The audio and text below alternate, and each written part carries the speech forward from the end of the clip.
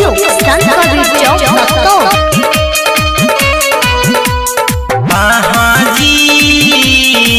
सुनिला हो बाबू भैया सुनिला हो बहिना सुनिला ना करबला के कहानियों जी।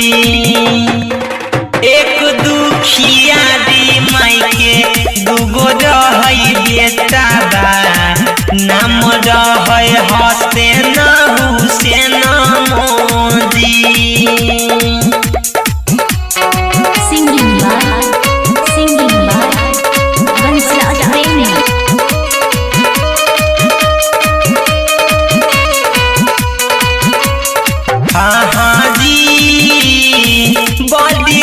कठिन से हसैन हुसैन के पोसला ओसी पाली कैल कई जवाना Modi.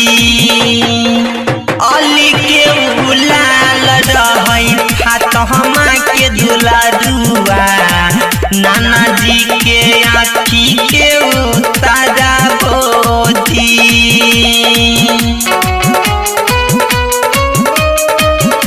Presented by ABS Entertainment.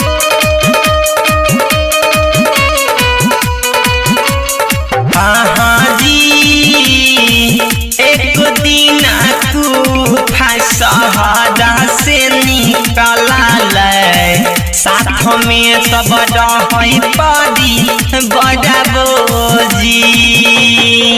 रोकी दिल कई फसहर के रसता यजीर दुश्मन हमा के फौजबो जी। Mix by BRB Raj.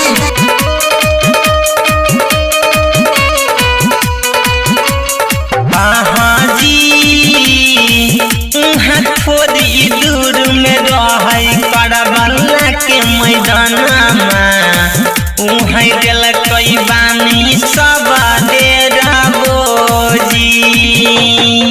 चारों ओर से घेरी लेल कई आजादी के फौजिया बंद कैल कई पियई वाला पानियों जी।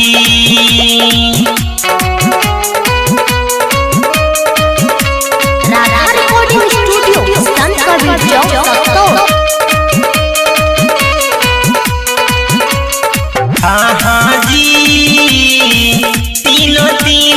तीन रात पानी बिना बीतल पेज लागल सबे अपन पराना मोजी।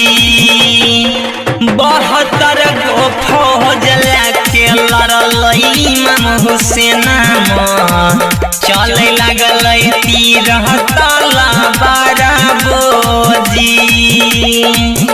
Singing by Bansa Premi.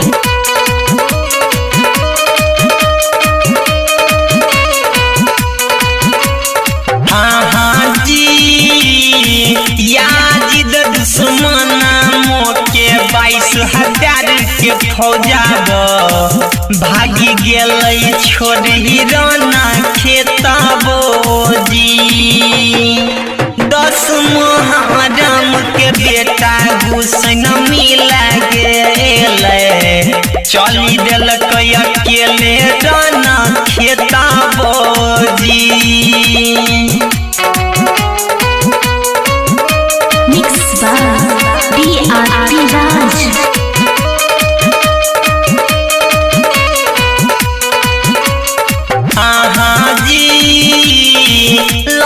लड़ते इमाम हुसैन नवाजा पढ़े लागल काटी दिल कैसी रह दुश्मन मोजी।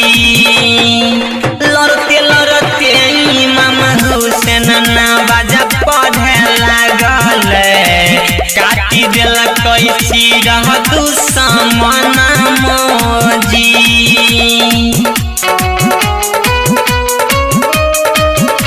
Presented by ABS Entertainment.